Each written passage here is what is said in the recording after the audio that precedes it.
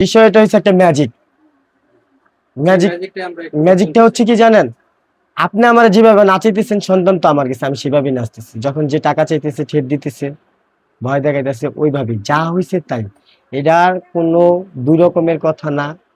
যে প্রশ্ন করলেন দুই রকম, এরকম কোনো কথা না। কারণ আমারে যে ফোন দিছে, কথা বলছে, নাম্বার চাইছে, থানার ওসি সহ জানে, তাদের সামনে বয়ে কথা হয়েছে।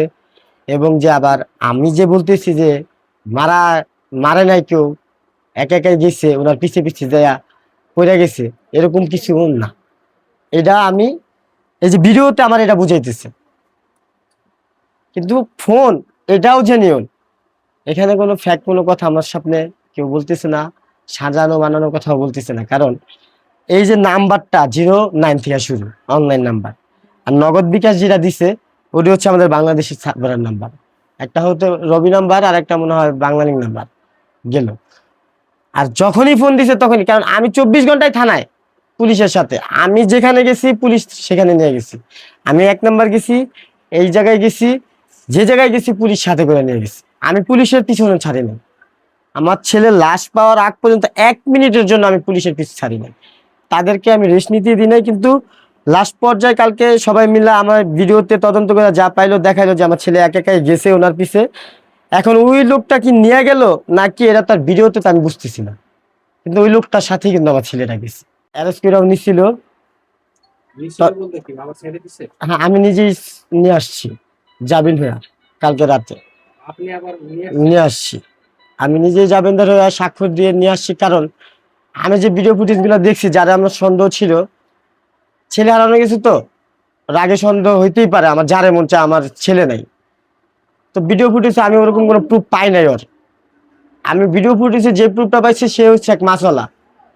এক মাছওয়ালা এত বুড়া মানুষ, মুরব্বী মানুষ, আমার 10 বছর 11 বছরের ছেলেরে দিয়ে একটা মাছের কেরেট টানায় উপকার নিব, এটা আমার কাছে একটা সন্দেহজনক ব্যাপার। তো ময়নাতদন্তের জন্য আমি একটু ওয়েটে আসছি, দেখি কি আসে ওইখানে, তারপরে আমি আমার অ্যাকশনটা নিব। যদি কেউ মাইরা ফেলে তো আমার যদ্দূর যাওয়ার আমি যাব। এই কালকে রাতে 2টা পর্যন্ত আমার সন্দেহ ছিল যে মেরে ফেলছে। এখনো আমার মন এক মনে কয় যে কেউ হয়তোবা এটা করছে।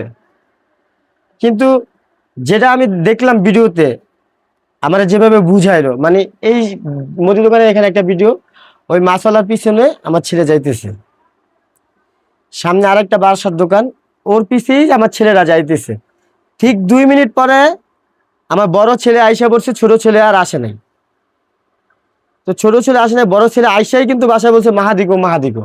আমরা তার পিছনে গেছি। তো আমার ছেলেটা যদি ওই জায়গায় পড়ে যেত, মাছওয়ালা কি দেখে নাই? মাছওয়ালা তো এখানে ছিল, বেশি সময়ের কথা না। তো যে মাছওয়ালা নিয়ে গেছে সেও বলতে পারতো, মানে এটা বলতে গেলে আমার এখন আবার মন চাইবো যে আমি সুইসাইড করি। তো ভাই, এই প্রশ্নের উত্তর আমি দিতে চাই না। আমি মাত্র যে ভাত খাইছি না, ভাত খাইতে হবে আমার বাসায় বইলা দিছি, আজকে 3 দিন পরে ভাত খাইছি। আমার বাসায় যদি এরপরে কোনোদিন মাংস রান্ধে, আমি আমার বউরে মেরে আনাবো। তার মানে বুঝছেন আপনি আমি কি বুঝাইতে চাইতেছি? আমার ছেলের সবকিছুই আমার ফেভারেট। আর ও ছিল আমাদের এই পুরা পরিবারের, আমার মা কন, আমার শাশুড়ি কন, একটাই মাত্র ঘর যে আলো করে রাখে একটা, ওই একটাই ছেলে ছিল। বাকি 2টা ছেলেরও যদি নিয়ে যেত আমার এত কষ্ট লাগতো না। আমার যে বাকি 2টা ছেলে এখানে আছে, ওরে রেখে যদি অগ 2টাও নিয়ে যেত আমার এত কষ্ট কখনই লাগতো না। তো ওর যে পছন্দের জিনিস আপনি জানতে চাইছেন, বলার মতো নাই, হাজারটা জিনিস আছে। আপনি ওর সাথে দেখা করলে আপনারও পছন্দ হয়ে যাবে, 5 মিনিটে আপনি ওর ফ্যান হয়ে যাবেন।